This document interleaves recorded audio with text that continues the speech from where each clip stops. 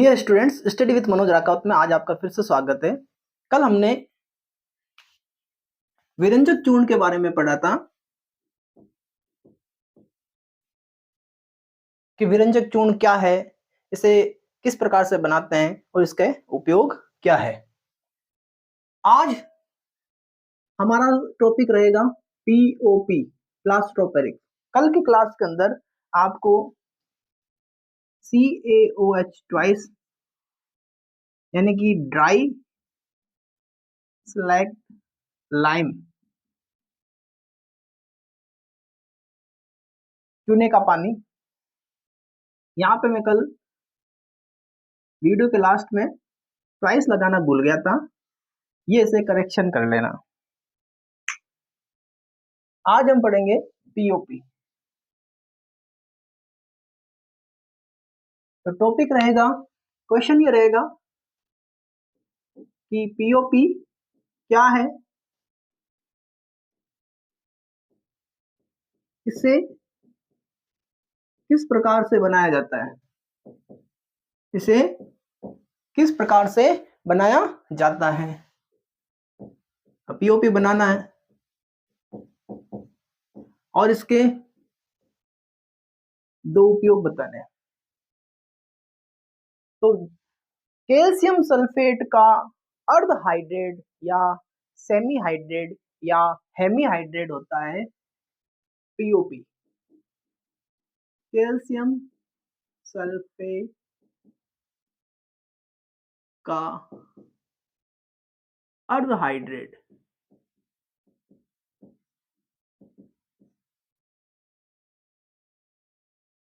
क्या होता है, पीओपी, प्लास्टर ऑफ पेरिस। इसे सबसे पहले फ्रांस में बनाया गया, फ्रांस की राजधानी पेरिस के अंदर बनाया गया। इसी को ध्यान में रखते हुए इसे पीओपी कहा गया।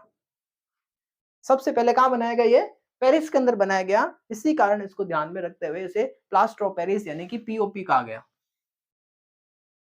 कैसे कैसे प्राप्त करते हैं ये तो हो गया प्लास्टर ऑफ पेरिस क्या है। नंबर मार्किंग किस तरह से होगी उसकी, 1 + 2 + 1, ये 4। जब जिप्सम को 373 केल्विन पर गर्म करते हैं, जब जिप्सम को 373 केल्विन पर गर्म किया जाता है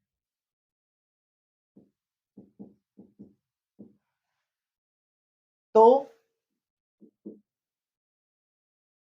पीओपी प्राप्त होता है। जिप्सम यानी कि कैल्शियम सल्फेट को जब 373 केल्विन पर गर्म करते हैं तो हम पीओपी बना सकते हैं। अब केल्विन को सेंटीग्रेड में बदलने के लिए आप इसको जो भी केल्विन का नाम दे रखा है उसे 273 में से यदि माइनस कर देंगे तो वो सेंटीग्रेड में आ जाएगा। तो इसको हम ऐसे भी कह सकते हैं 373 केल्विन या 100 डिग्री सेंटीग्रेड। 373 में से यदि 273 माइनस करते हैं तो 100 डिग्री सेंटीग्रेड प्राप्त होता है।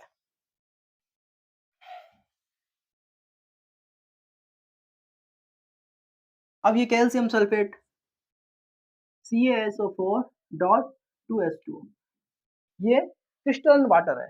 कौन है, क्रिस्टलन वाटर है। ये जिप्सम,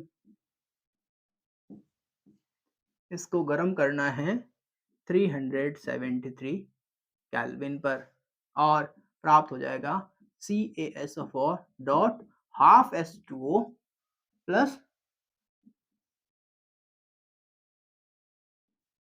1.5 H2O। ये आपको प्राप्त हो गया पीओपी। तो देखिए ये कैल्शियम सल्फेट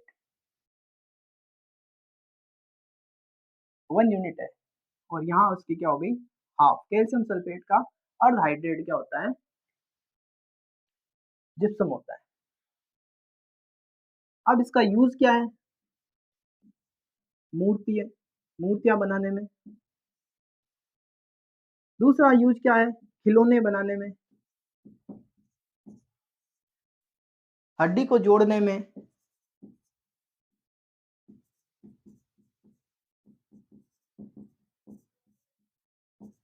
भवन निर्माण में,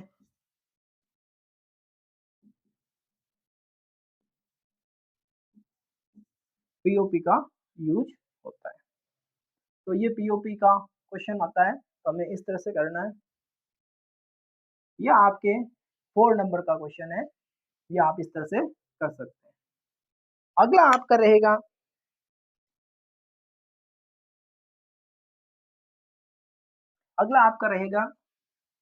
अगला क्वेश्चन,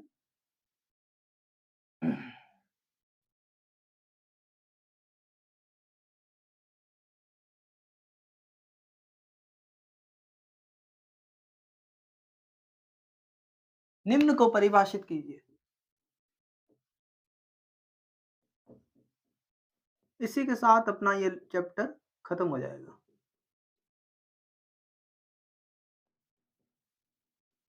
सबसे पहला है तनुकरण, दूसरा है क्रिस्टलन जल,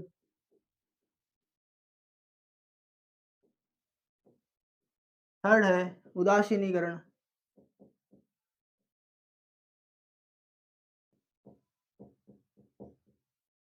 और 4 है बेकिंग सोडा का रासायनिक सूत्र व उपयोग। ये क्वेश्चन है।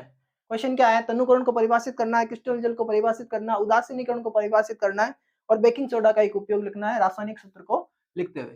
तो तनुकरण को लिए सबसे पहले तनुकरण को पढ़ते हैं।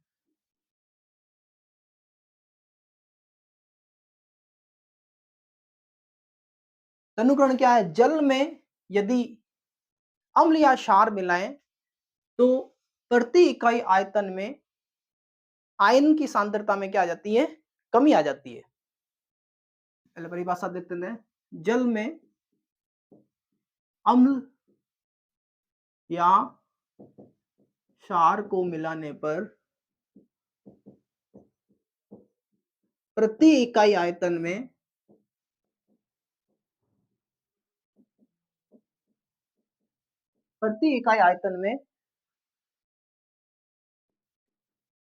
आयंस कौन से हो सकते हैं, H3O पॉजिटिव या OH नेगेटिव, यहां पर इसकी जगह हम H पॉजिटिव भी लिख सकते हैं। आयंस की सांद्रता में कमी आ जाती है।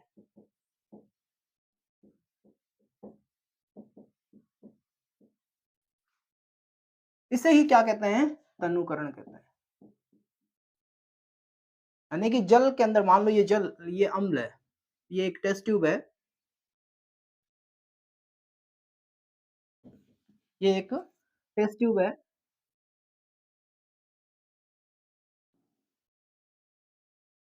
इसके अंदर अम्ल डाला हुआ है, अम्ल से भरी हुई है।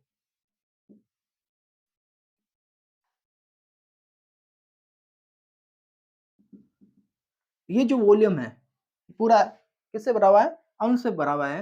और मान लो ये एक छोटा सा एरिया है, इसे हम इकाई आयतन कह लेते हैं, प्रति इकाई आयतन है। मान लो सारा अम्ल इसके अंदर आया हुआ है, समाया हुआ है, अम्ल के अंदर डाला हुआ है, लेकिन ये पूरा फिलअप किससे है, अम्ल से है। जब इसे, ये मान लो पानी है, यहां पर हाइड्रोजन आयंस क्या है, बहुत ज्यादा है हाइड्रोजन आयन इसके अंदर, क्योंकि पूरे अंदर समाये हुए हैं। जब इसको पानी में डाला जाता है तो इसके अनुपात में ये जो है, जैसे यहां पर आया, ये जैसे प्रति इकाई आयतन यहाँ पे आया, तो पानी आने के कारण ये बाहर आ जाएंगे, इकाई आयतन में से बाहर आ जाएंगे। तो इसके आयन की सांद्रता में कमी हुई या नहीं हुई, पहले मान लो यहाँ पे 100 थे, तो जैसे ही पानी डाला तो कुछ आयंस क्या हो गए, बाहर निकल गए। तो प्रति इकाई आयतन में क्या आ गई, सांद्रता में क्या आ गई, कमी आ गई। इसे ही तनुकरण कहते हैं।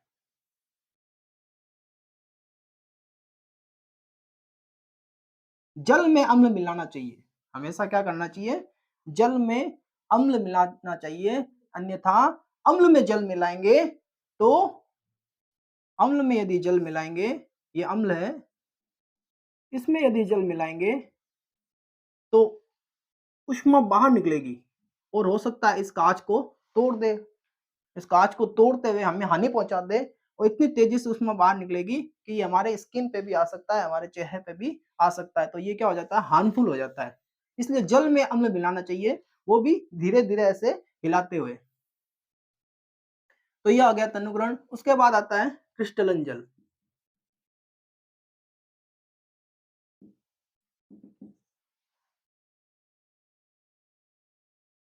किसी लवण के इकाई सूत्र में निश्चित जल के अणुओं की संख्या को, जल के अणुओं की संख्या क्रिस्टलन जल कहलाती है।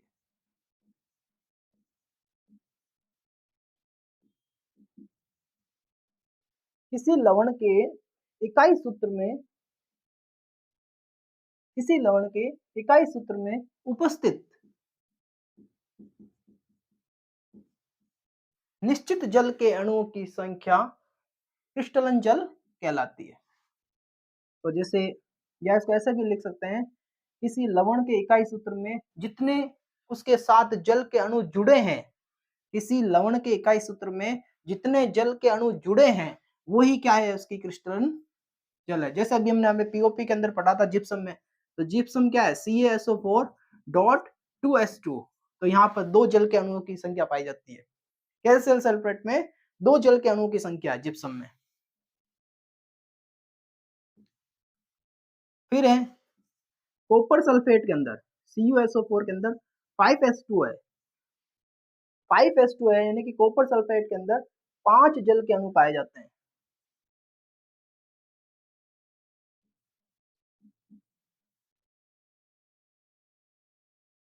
और Na2CO3 dot 10s2। Sodium carbonate के अंदर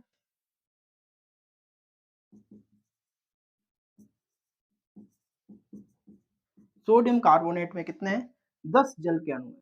कितने हैं, 10 जल के अणु है। एक फिटकरी चाहे तो वो भी लिख सकते हैं, K2SO4 Al2SO4 3 dot 24s2, K2SO4 Al2SO4 3 24s2, ये है फिटकरी। तो फिटकरी के अंदर 24 जल के अणु है। तो ये क्रिस्टलन जल हुआ।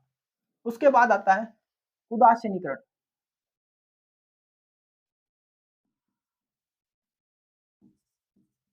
उदासीनीकरण हमने कल भी पढ़ा था, थोड़ा सा सॉरी परसों पढ़ा था पीएच के, जब मैंने पीएच पढ़ा था। अम्ल और क्षार, अम्ल और क्षार जब आपस में क्रिया करते हैं तो दोनों ही अपने प्रभाव को नष्ट कर देते हैं। अम्ल और क्षार जब आपस में क्रिया करते हैं तो दोनों अपने प्रभाव को कैंसिल कर देते हैं और एक नया उत्पाद बनता है जिसे कहते हैं लवण, और उसके साथ एक सह उत्पाद बनता है जिसे कहते हैं पानी। तो जैसे मान लेते हैं इसकी परिभाषा, जब अम्ल व क्षार आपस में क्रिया करते हैं तो अम्ल व क्षार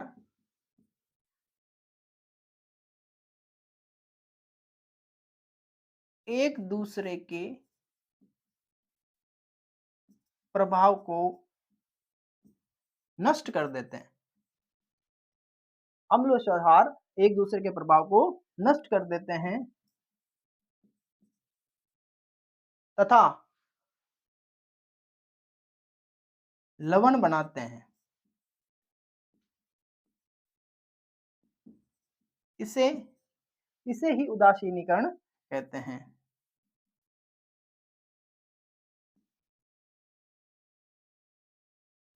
इसका एक एग्जांपल कर लेते हैं।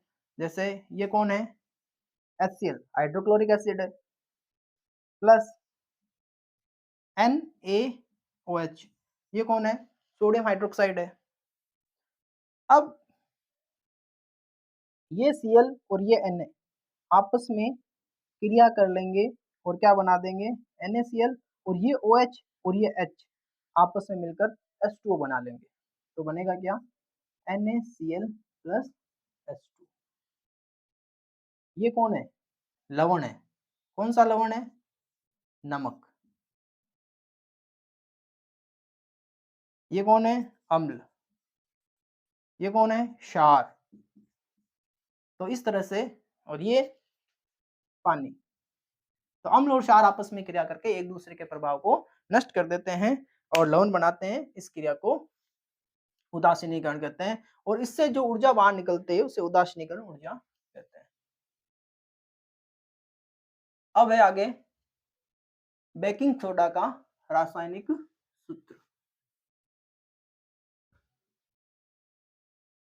अब उससे पहले जो बेकिंग सोडा आ ही गया है, तो बेकिंग सोडा किस प्रकार से बनाते हैं वो भी थोड़ा सा देख ही लेते हैं।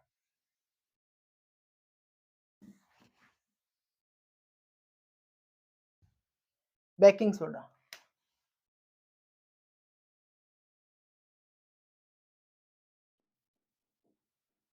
खाने का सोडा,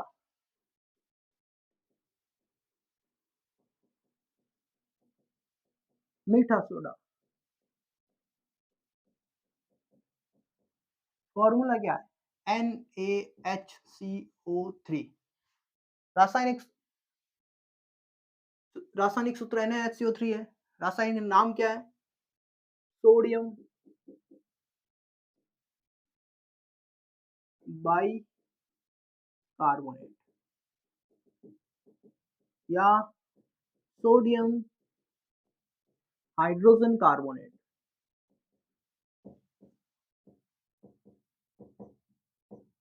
ये किस तरह से बनाई है? सोडियम क्लोराइड के जलीय विलयन मीन्स वाटर H2O में अमोनिया गैस मीन्स NH3 और कार्बन डाइऑक्साइड मीन्स CO2 प्रवाहित करने पर क्या बनता है? NaHCO3 और साथ में बनेगा NH4Cl। बैलेंस करो इसको। Na1 Na1, H कितना है? 2 3 5 3 सॉरी 4 और 1 कितना हो गया? 5 हाइड्रोजन बैलेंस। Cl देखिए, Cl कितना है? 1, यहाँ पे 1। C कितना है? 1 1। O कितना है? 3 2 और 1 3। ये बैलेंस है। तो ये बन गया आपके सोडियम बाई कार्बोनेट। इसका यूज क्या है?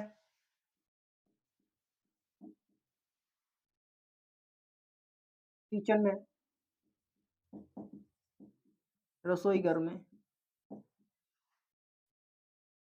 स्वादिष्ट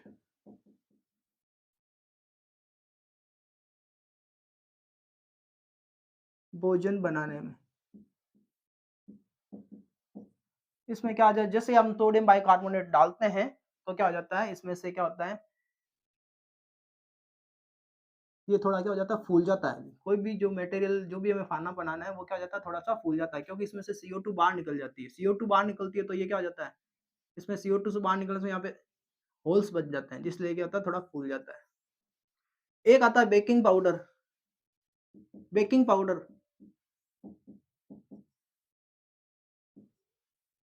बेकिंग पाउडर में, तो बेकिंग पाउडर क्या होता है? बेकिंग सोडा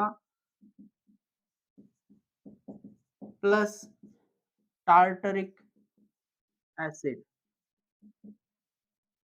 ये बेकिंग सोडा है। टार्टरिक एसिड मतलब इमली का पानी। और अग्निशामक यंत्र में, अग्निशामक यंत्र में आग बुझाने के अंदर काम में लाता है, इसमें CO2 बाहर निकाली जाती है अम्ल और मीठे सोडे की क्रिया से, सोडियम बाइकार्बोनेट की क्रिया से। तो ये इसके कुछ और ये लिख सकते हैं प्रयोगशाला में अभिकर्मक के रूप में।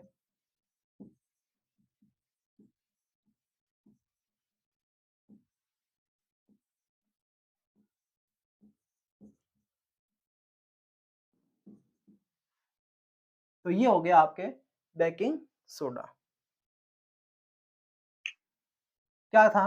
सोडियम क्लोराइड के जलीय विलयन में क्या डाला? अमोनिया और कार्बन डाइऑक्साइड, बना क्या? Sodium bicarbonate. ये बनता है साथ में अमोनियम क्लोराइड।